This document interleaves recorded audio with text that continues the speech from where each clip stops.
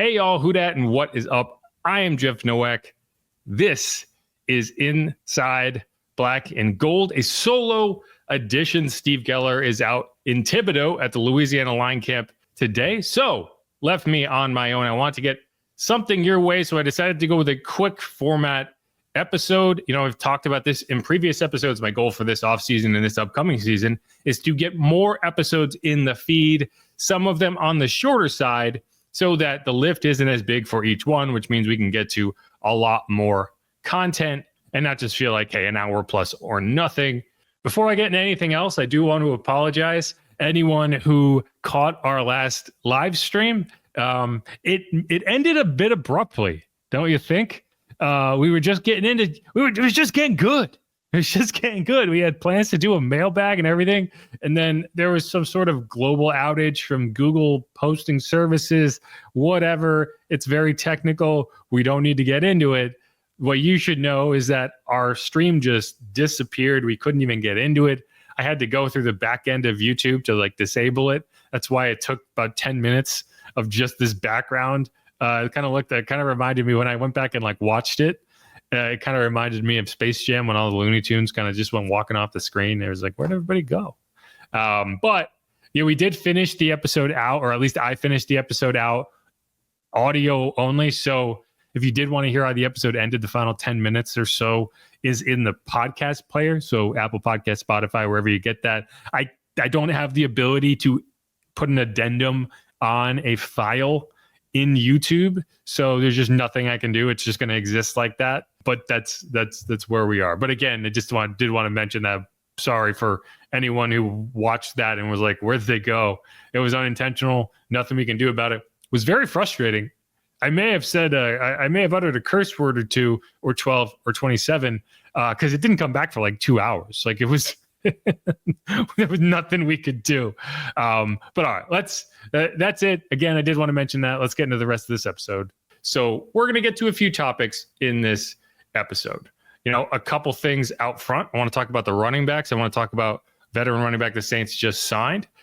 Then all in on the wide receivers, specifically Chris Olave and Rashid Shaheed. Talked to Chris Olave in the locker room this week. He gave us some insight into his process, how he's feeling this offseason. Also got a chance to catch up with Saints wide receivers coach Keith Williams. So I'm going to play you a good chunk of that audio in the final segment. It's going to be 3 segments. It's going to be shorter segments. So be prepared. Not a ton of news to get to here at the top. So I'm going to hit a quick ad break, and then we'll be rolling back in. Stick around.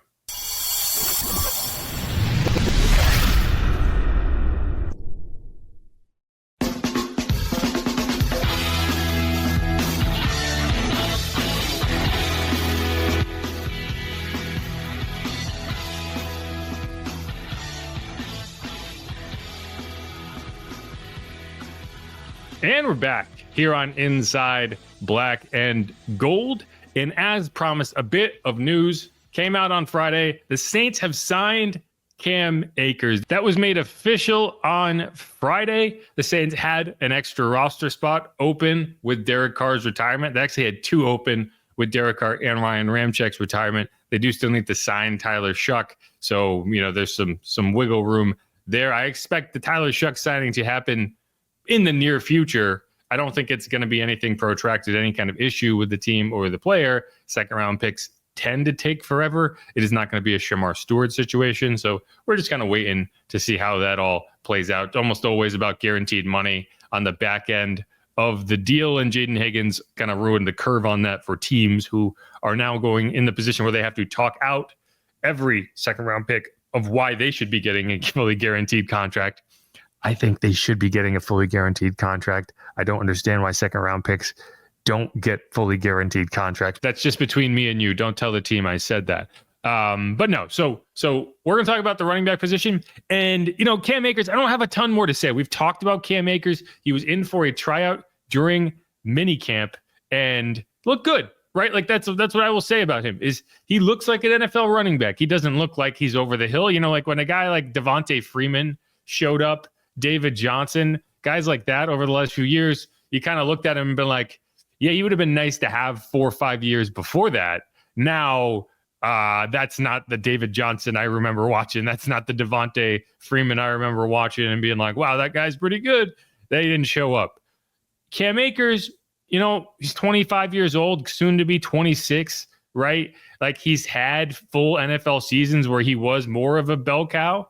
Not many, right? He's dealt with a lot of injuries, but he is coming off a season where he played in 17 games split between 2 teams. So you're not getting the, wow, hopefully he can get back to 100% Cam Akers. You're getting the, okay, let's see what he's got, Cam Akers.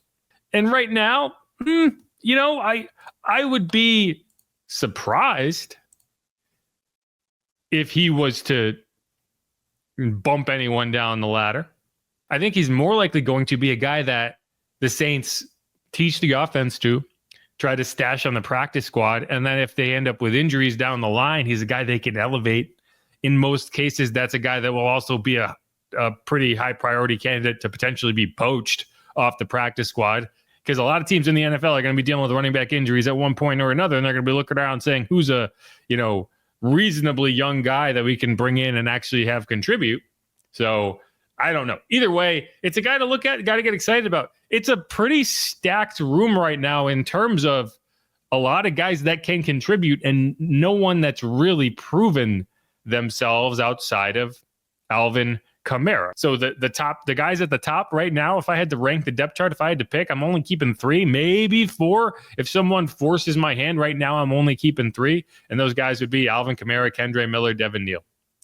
I'm not going to overreact to guys not necessarily drawing my eyes during minicamp at the running back position because there wasn't many opportunities for them to do that. That's just the reality of it. There just were not a ton of opportunities for people to actually turn ahead at the running back position.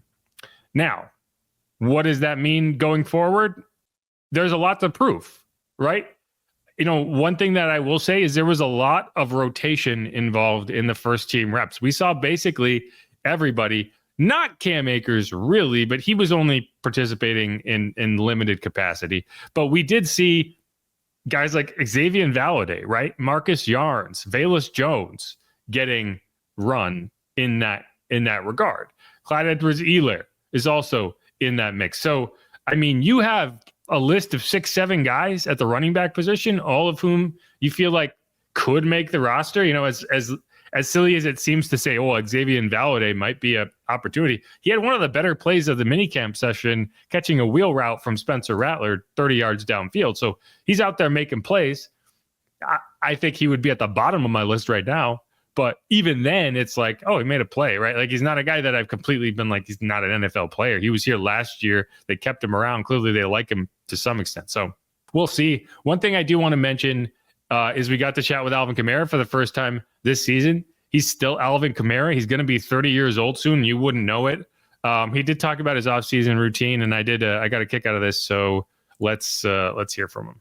Anything changed for you just in terms of your off-season preparation for stuff? Kind of the same stuff that you Same exact stuff, yeah. It's the same thing I've been doing since my rookie year, so nothing changed, same old, just focusing, feeling good. I feel like I say it every year, like I feel better than I did last year, so, just the same thing, man. I'm old now. More time out in Colorado this offseason. Huh? More time out in Colorado. Yeah, I've been in Boulder the whole time, so just out there training. Same thing, like I said, working with Swayze. Just getting it in, man. Feeling good. Is the altitude helped out there? Hell yeah. Man, I knew it was real, but I never thought I had to deal with it. So I'm like, that shit probably not that real. I got out there, I was walking up the steps in the house, and I thought something was wrong with me. You know what I'm saying? I thought I almost had to go to the hospital, but it's good. It's definitely, I feel like it's giving me a kind of different, something new, something fresh, just like a different little wrinkle in my training, because you can't run away from that elevation. So it's just been kind of helping me. I feel like I'm in a different type of shape. Have you learned specifically for that? Or? Yeah. So Alvin, it's kind of a funny answer by Alvin, because he started it by saying, nothing's really changed in my off-season routine, which it hasn't. He's been working with the same guy. He's been doing a lot of the same work, but he's out. He spent a lot of time out in Colorado this offseason, because his longtime strength coach, Andrew Swayze, was hired on Deion Sanders' staff with the Colorado Buffaloes. He was previously he would go to Miami every offseason and train with Andrew Swayze, who was on the Miami Hurricanes staff. Now he goes to Colorado. He said if he went to he said if Swayze went to Alaska, he would be out there with him. Like, that's just his dude, and that's his process. Part of the reason Alvin doesn't show up at OTAs is because he has a process, right? And it's worked for him. He's not changing it.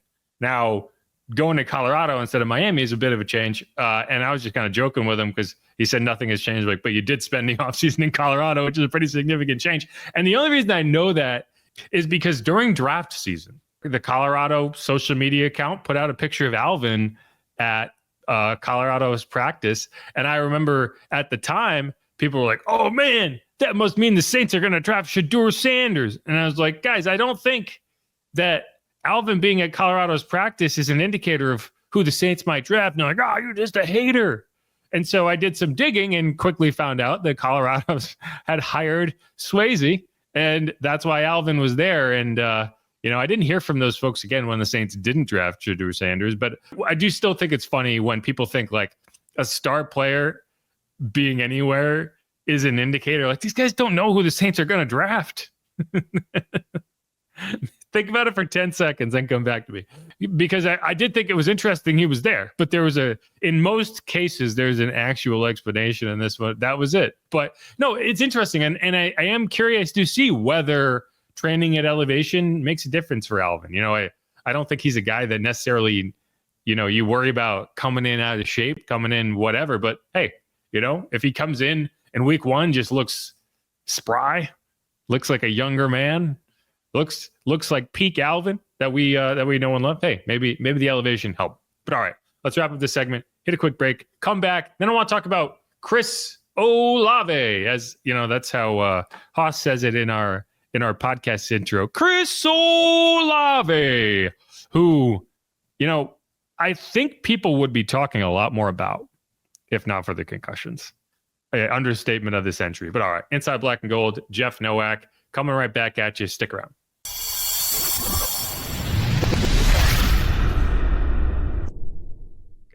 And we're back inside Black and Gold. I am Jeff Nowak. A quick solo edition. We talked about the running backs. We saw them out at minicamp. Now we're going to talk about the receivers, or at least in this case specifically, one receiver, and that is Chris Olave.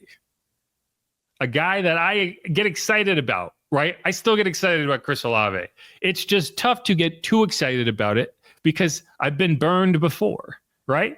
Last year, I would have bet the house that Chris Olave was going to be in line for a huge season. I still think he would have been, if not for the concussions. The problem is you can no longer say, when he's healthy. It now is if he can stay healthy.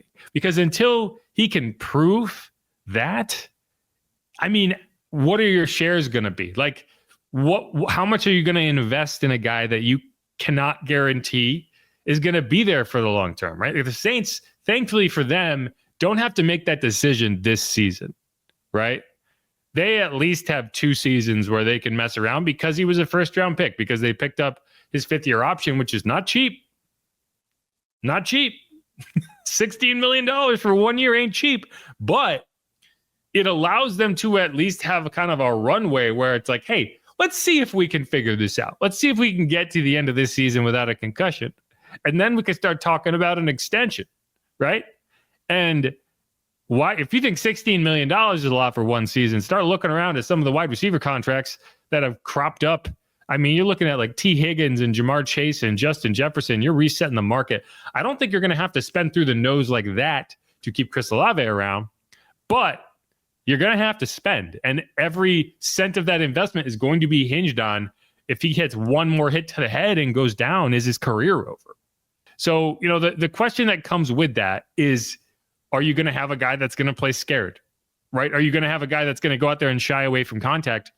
And I'd love to say, like, that's not going to be the case. As of now, I can't really tell you whether that's the case because there hasn't been any contact, right? I don't think we'll know, until he takes that first hit, until he goes over the middle of the field. If you're going to have any gun shy to his game, I'd like to think no. I'd like to think that that's not the case. Otherwise, I don't think he'd be playing. I think you would quit. I think you would retire before you go out there afraid. But let's hear what Chris had to say. You know, he talked to the media for about 6 to 8 minutes the other day. This is a cut of all the things he had to say about coming back from the injury, how he's feeling, you know, what that process was like. Here you go. Coming back at the end of last season, were you able to hit the ground running in January, and you had the full offseason? Yeah, I mean, I was running in December or whenever I got cleared. I was still running and working out and doing everything, but I just wasn't be able to play. So I was in shape and ready to play if I was willing to go out there. But like I said, I was ready. What have you focused on this offseason? You know, just in your development. Just maintaining my weight. Just trying to play at 195, stay at 195. Just being in the weight room a lot and focus on my core. When you missed the rest of last season and now that recovery process, what has that been like for you, and what kind of steps were involved in that to getting cleared to return to play football? It was tough, man. At first, I ain't never really sat out that long or been able to not play football, so that was really my first major injury, and sitting out 8 or 9 games was tough for me. Just not being able to go to practice or go to meetings with my guys was the worst part, but like I said, I feel like I'm ready. I was training and lifting and everything in December, so I feel like I'm good. What was it like meeting with specialists and was there a relief that said like you're gonna be okay? Oh yeah, they said I was okay. Like I said, back in December when they had cleared me, it was just the unlucky situations I was being put in, and like I said, God got me at the end of the day. I'm not worried about nothing, so just got to go out there 100% and be ready. When seeing those specialists and whatnot, did you ever have any concern that you might not be cleared to return? And was there ever any doubt that you would be back on the football field? It was really no concern. I was just trying to make sure I'm good long term.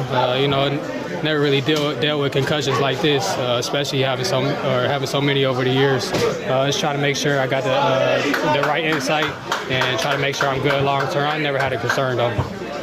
Yeah, so again, that's Chris Olave, Saints wide receiver, coming back after his 4th concussion in the NFL. He also had one at Ohio State, but you can go through them real quick. One was in his rookie season that was on a touchdown pass and that win over the Seahawks. That was from Andy Dalton.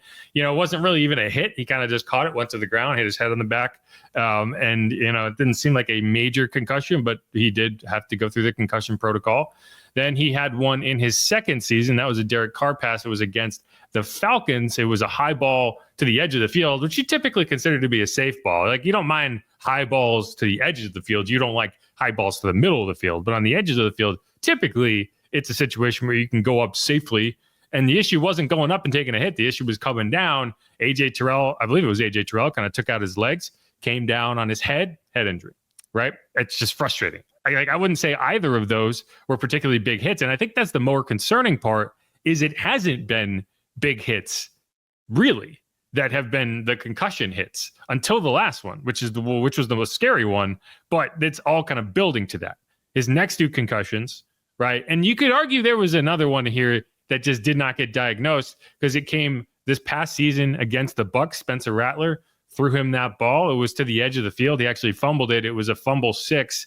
I don't remember who laid the hit on him, but he kind of just got crunched. He was kind of compressed, got crunched, concussion. And then a couple weeks later against the Chargers he got checked for a concussion. It was another ball from Spencer Rattler. That was probably the second worst throw that got him concussed because he got set up. It was a ball to the edge of the field, but it was a ball right in the sights of a charging linebacker. He got blown up. He came back in the game. He did not miss the game, but he also didn't have a very good game. So I don't know if he was maybe feeling it. Either way, that's when now that we know where we are, that's when you have to look back at and say, and then the final one, obviously, was week 9 against the Panthers. Derek Carr threw that ball. It was high over the middle of the field. I still think the Panthers defender, I think it was Xavier Woods, was headhunting. Olave didn't even touch the ball, and he's getting his head taken off, which seems like, it's on the defender there to some extent to not take a guy's head off. If that ball had been on target, he's still getting his head taken off because that's where the defender was going, right? So the bigger issue for Chris in this conversation is that it doesn't seem to take a big hit like that. And we'll see, but it does sound like he's confident. It doesn't sound like he's still talking about it, and he's not. You'll hear from Keith Williams. He addresses it too. Like that's not something that comes up. They're talking about football. They're talking about this season, and Olave staying on the field is the biggest thing for the Saints offense this year. Priority number one, in my opinion, more important than the quarterback competition, more important than the offensive line, is Chris Olave your star wide receiver for the next 5 to 8 years, or are you starting from scratch? Because one of the quarterbacks is going to win that competition. He's going to be out there. The offensive line has 4 first-round picks on it and a high second-round pick. It's going to be okay. Just a question of how good it is. Chris Olave's health is mission critical. Either it's there or he's gone. And you are starting from scratch at the wide receiver position, and your number one option is a UDFA. Like that's barren, right? And I don't think the Saints are going to be aggressive in bringing in bodies. I don't think, you may look at Keenan Allen. You may look at a guy like that. You may bring in somebody. I don't know if Amari Cooper is still on the table. I feel like if he was, there would be some buzz around him. And so we'll have to see. I think I think this is kind of a hinge season. Because if Olave does go out there and look like a number one wide receiver, like a true number one, and suddenly you feel like, oh, this is our guy. We're going to pay this guy. We're going to build around this guy. That's great. Move forward. If he doesn't, I don't care who you bring in. You're not building your team around a 1-year deal for Keenan Allen. You're not building your team around whoever else you bring in. You're not making a blockbuster trade with all the unknowns on your offense in a first-year head coach scenario. So kind of do or die. And I don't like using that term with someone who's dealt with such significant injuries, but it's either this or not. It's either this or it's not, in my opinion. Like, don't expect anyone to come in the door to save the day. That's what Brandon Cooks is going to have to be, right? If Chris can't hack it, if Chris gets hurt again, that's what Brandon Cooks is here to do, to be a veteran guy with a young wide receiver group. And then you see just how much you can get out of Rashid Shaheed, and you go from there. But that's where it is to me, right? Now, what I will say for Olave is I do like his approach, right? Like, he was asked, hey, what do you need? Where do you think you can find some untapped potential in your game? And he pretty quickly went to, hey, I want to be more involved in the deep passing game. And I agree. You know what? That's the thing. You look at all of what Olave has done throughout his career, and there was one deep ball from Andy Dalton that he scored a touchdown on. There've been a couple kind of 20 to 30 yard downfield throws on the edges of the field, but we haven't really seen much past his rookie season of, hey, 50, 60 yard catch and run touchdowns. Like, it just hasn't been there. We've seen that from Rashid Shaheed, and I think Rashid's emergence and him being the elite deep threat has kind of tamped down the need for Chris to get downfield. But Chris is an elite deep threat himself. That's what he was coming into the league. That's what we expected. And with Tyler Shuck's ability to throw the deep ball, I'd like to see him more involved. And that's what he pointed to. He was like, I came in the league as a deep threat, but I just haven't really been that. And so that and the run after catch ability is going to be the biggest thing for him to, I think, reach that ceiling.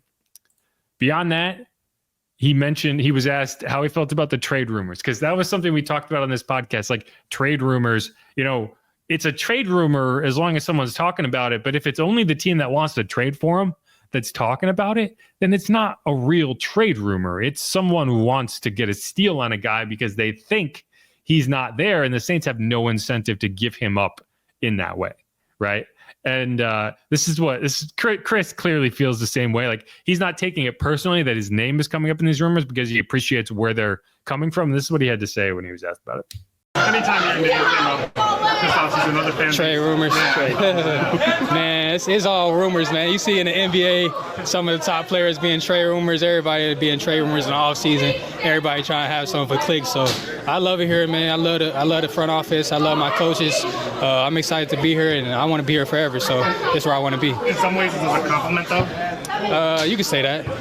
I ain't really take it as a compliment, though. Yeah, so I mean that's where we are. Chris is here. Chris wants to be here, and you could say, hey, he's got a new lease on life now that he has a different quarterback. Maybe. I mean, I don't know, because again, the quarterback that's not here anymore was only there for 2 of the 4 concussions, the guy he might be catching passes to is also responsible for a couple of those. So I don't think that's what it is. I think he just wants to be, he's happy to play football, right? I think when you get into situations like that, and we've heard this from a few people, even Taysom Hill has talked about this, like when if you recall, he had a really nasty concussion in 21 against Washington, going over the middle of the field. He got his head taken off by a player who was, if headhunting might not be a fair term, playing dangerously, like making dangerous decisions, playing without care for whether someone gets hurt is just as bad as doing it intentionally, right? Playing recklessly and headhunting in effect are the same thing, because either way, you just don't care whether you hurt somebody. And that's what I would say happened. I don't even remember who laid the hit on him, but he did get fined. And he said that coming back, it was like having to sit out for that long. It really kind of had you, like, it reminds you how much you love the game of football and why you're there in the first place. And that's what I get from Chris. Like, I think he's just happy to be there. And he looks every bit like Chris Olave. I wouldn't say we've seen him make a ton of plays, but we have seen him move around. He's still that dude. And hopefully he can be that dude for a while. But all right, let's wrap up this segment. We're going to come back. We're going to hear an interview with Keith Williams, Saints wide receivers coach, talks about Chris Olave, Rashid Shaheed, why he decided to stick around. He's one of the few holdovers from Dennis Allen's staff. He is now on Kellen Moore's staff. So we will hear from him again. This is Inside Black and Gold. I am Jeff Nowak. Stick around.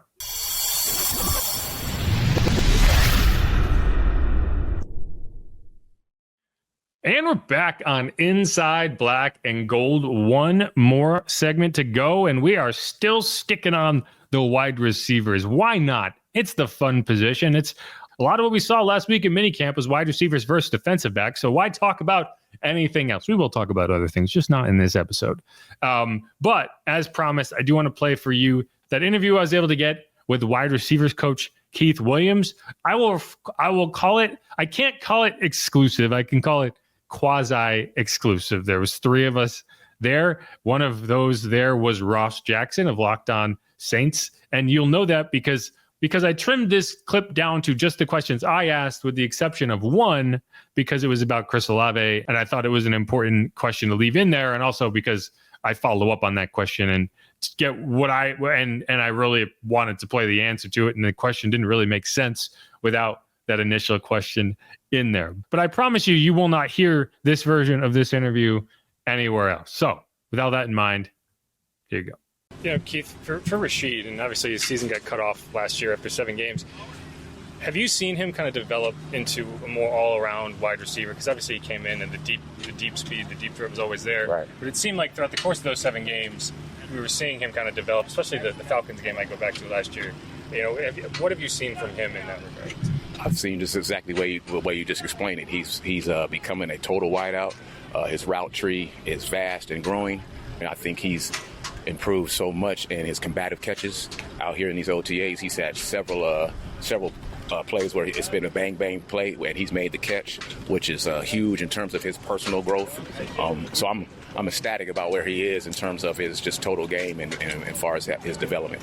And when you have someone with that type of breakaway speed, is that like the last thing to come sometimes, because you spend his whole life running away from guys, and now he's at a level where guys maybe can be step for step with him, and you have to adjust that a little bit?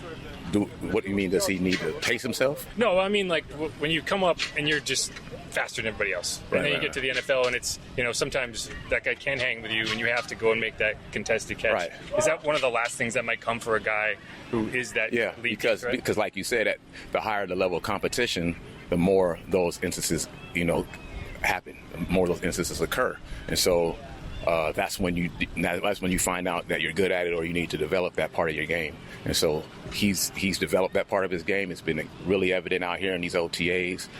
So I'm very pleased with him in that regard in terms of his combative catches.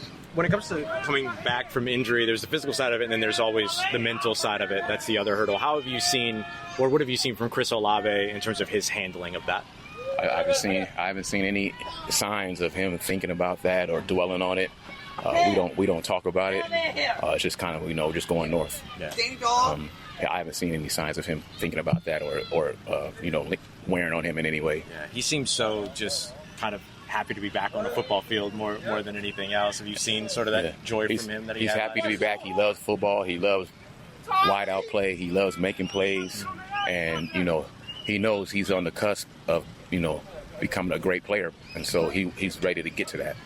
I feel like we hear a lot. It's like, okay, this guy moves different. Like, it's kind of just this cliche but for him, it does seem like he just moves different. Like, he just glides out there. And what is your kind of... My assistant wideout coach, Kyle Valero, says that CO is a ninja with, like, smoke bombs. Is that he run, you're next to him, and then he throws like a smoke bomb, and it clears, and like he's 5 steps ahead of you. And like nothing in his body language changed. It's just the smoke bomb cleared, and now he's 5. You don't know what happened.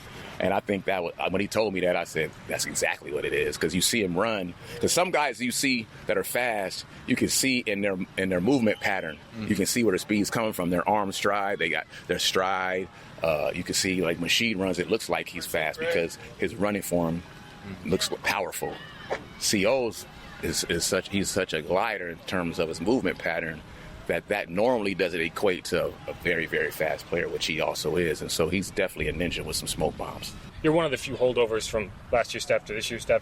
Was that your goal to come back? When did you kind of figure out that this was an opportunity for you to stick around? When Kellen called me, when Kellen called me and asked me would I be interested in sticking around, and I said yes, because ultimately I wanted to be here. I had a couple of other opportunities, in the fire, but I wanted to be here. I wanted to be around him because I've known of him. I've known him a little bit, but I've more so known of him from him being at Boise when I was at Fresno State and San Jose State, me being a West Coast guy. My son coaches with his brother at Missouri. And so, us as coaches, we follow each other's career, at least from afar anyway. So I knew he was a great coach. I knew what kind of offensive mind he was. I've heard great things about his character and the way he treats guys. And then I was already here, and I love my room. And so it was a blessing that he asked me to stay on. Does he seem older than he is for Kellen? I mean, he's so young. He's my age, right? But he's an NFL head coach. I remember him playing at Boise State, and now he's here. Right. But you see him out there. He doesn't seem like you would look at a guy and be like, "Oh, that's obviously the youngest coach in the NFL." He doesn't seem younger. He's smart, but he's also a football guy. Yeah. Some guys are smart, but they're not really football guy. They're not really people's coach. They're not really in tune with the team. So he's very smart, and he knows what he wants, and he has a plan. But he's a football guy. His dad is and was a long-time great coach. Kellen, he's a quarterback. He was a cerebral quarterback as a player, and so he loves football. He's infatuated with football, and he's a great guy. And so I think he has that rare combination of, the traits that you need if you're going to be, somewhat younger, and still be. He just reminds you of some of these great coaches that we've seen that kind of were in that mold, how they were when they were his age. He's kind of like got that going on. And so it's been great working with him. All right. Again, that was Keith Williams, Saints wide receivers coach. And, we hear a lot about Keith from the wide receivers, and he's well liked. Every wide receiver I've talked to about Keith Williams raves about him. And when you talk to him for a few minutes, this was about a 20-minute conversation, you understand why, because he's just a likable dude. He's down to earth. You can tell he's listening and he is talking, right? Like, he is not just throwing cliches at you. Like, he's being honest. And yeah, I think a lot of times when you hear the term like players coach, or, a guy that's well liked, you tend to think, oh, he's soft. He's a softie. He's not getting after guys. And I will tell you, that is anything but true. I have personally witnessed Keith Williams reaming people out on the sidelines in camp. I remember last year, Kevin Austin, who had just showed up at camp, out of the UFL, right? Like, he wasn't there for OTAs or minicamp. He showed up in California at training camp as a signed player just before that. So he was kind of coming in fresh. And I remember, he kind of stuttered out of his releases, because what you see with young players in like one-on-one reps and some of these, routes on air is they just have the slowest possible release. They're doing like 3 stutters left and right. And it's like, guy, the ball's out. That's not how it works in the NFL. Like, you have that much time. You make a decision, you make a cut, you maybe fake one way and you go. You do not have time to mess around. And, Keith like reamed him out. He's like, we don't have hezzy releases here, blah, blah, blah. And, just stuff like, he will get on you. It is not a scenario where he's just allowing these guys to do whatever they want. Like Cody Burns, I felt like didn't really have control of that room. And that's one of the reasons he was let go. And it just like when you set that standard, it just doesn't work that way. Keith, he is in charge of that room. No one questions that. Right. And you can kind of get that in his tone. And he wants the players to kind of stick up for themselves and stick up for each other, too. He told the story about how Moochie Dixon dropped the ball in that practice, and he was getting on him, and the players kind of, you were like, all right, he's good. We're good. We're good. He's good. Don't worry about it. And he's like, all right, fine. But no, so I like Keith Williams. There's a reason he was kept around. And you heard him talk about, like, he didn't really have a relationship with Kellen Moore prior to this. Now, who did have a relationship prior to this? His son, Keon, and Kellen Moore's brother, Kirby, because Kirby is the offensive coordinator at Missouri, and Keon Williams is, I may be saying his name wrong, I apologize if I am, is the assistant wide receivers coach. And I wouldn't be surprised if that's one of the reasons Kellen was drawn to Keith, is because he got a very good review of the Williams clan from his brother Kirby, who they talk a lot, and I brought this up before. There's a lot of Fresno State, Kellen Moore, Kirby Moore, Keith Williams connections, and it goes beyond Derek Carr, right? Kirby Moore was the offensive coordinator for Fresno State in 2022. His quarterback, Jake Haener, right? Keith Williams was a wide receivers coach for Fresno State. I don't have the year at the top of my brain, but a while back. And I know it was a while back because he was recruiting Brandon Cooks to go to Fresno State. Brandon Cooks said, I love you, but I'm going to Oregon State. Ended up working out for him. He's the Blitnikoff winner. He got drafted in the first round by the Saints. Ended up leaving. Now he's back on the Saints. So now Keith's like, finally got you. Right?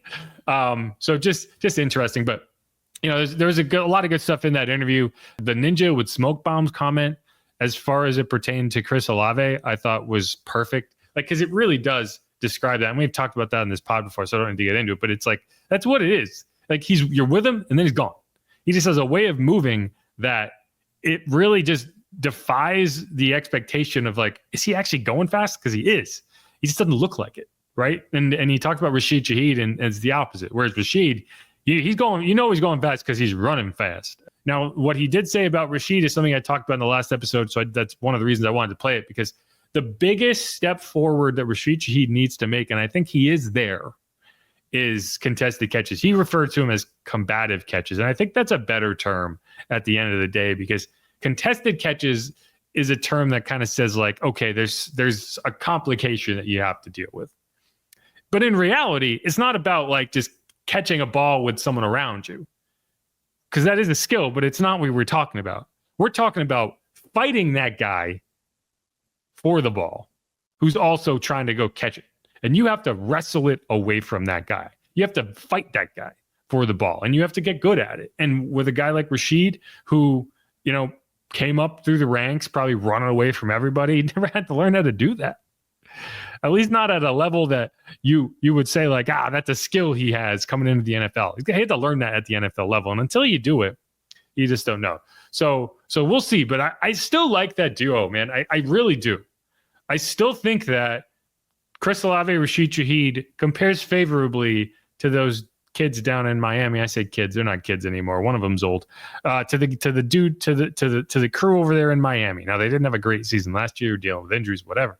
But like, there's no reason that Chris Olave, Rashid Shaheed cannot be a realistically similar version of Tyreek Hill, Jalen Waddle. And it's just a question of having the offense work for them. You need to get more catch and run. You need to take advantage of the speed. And I just don't think that's always been the case. But I do think, again, like I said in the last segment, like, this is the room. This is what you're going with. You may add a piece, but it's not going to be a piece to knock anyone down the board. It's not going to be a piece to come in and be your one. It's going to be a piece to compete, right? I don't think you're going out there and dropping a big contract on anybody. I think, it's like we look at cap space like it's money burning a hole in your pocket. No, this is money for next year, right? Like, I want that cap space in my hand once I get to the end of this season and I have an idea of exactly where I'm at the quarterback position. If this was a Derek Carr season and you had more of that kind of win one for the Gipper energy, then I would feel a little differently about it, just because it's like we're paying him. If there's a way to bring a guy in that gives him a better chance for success, that's one thing. But no, I think this season, it would actually benefit you more to not bring somebody in and to just ride it out like you were trying to last year and say, let's see what we've got in this group. The injuries didn't allow that to happen. I do think that's what's going to happen. But all right, that's going to be the end of this episode. Again, I'm Jeff Nowak. This is Inside Black and Gold. So solo edition because Steve Geller's out in Thibodaux, hanging out with Mike Detillier at the Louisiana Line Camp. You can hear that. You can hear all of that. You can hear Steve every day on WWL AM 870 FM 105.3 and on the Odyssey app. We're going to try to come back later in the week with a mailbag. I apologize again for the last live episode. StreamYard didn't do us any favors, but it does seem to be holding up today. So for anyone who was very confused about that, I do apologize. Nothing we could do about it. We did finish out the episode on the podcast feed. So if you got to the end of that episode and we're just like, I wonder what the rest of that was going to be, then go check out the actual podcast feed. And hey, while you're there, subscribe, rate, review. Why not? What are you doing? But it'll probably be on Wednesday. That's our goal, is to do kind of a long mailbag edition, probably one segment and then just a full mailbag into it. But we'll have to see. I got to work around Steve's schedule. So that's my goal for now, is Wednesday, but don't quote me on that. I'll send out a tweet from the show account later in the week when we have a firm time. Until then, you can follow me on Twitter at Jeff_Nowak. You can follow Steve at Steve Geller WWL. You can follow the show at Saints_pod. Who dat? Go Saints. Be easy, y'all. Peace.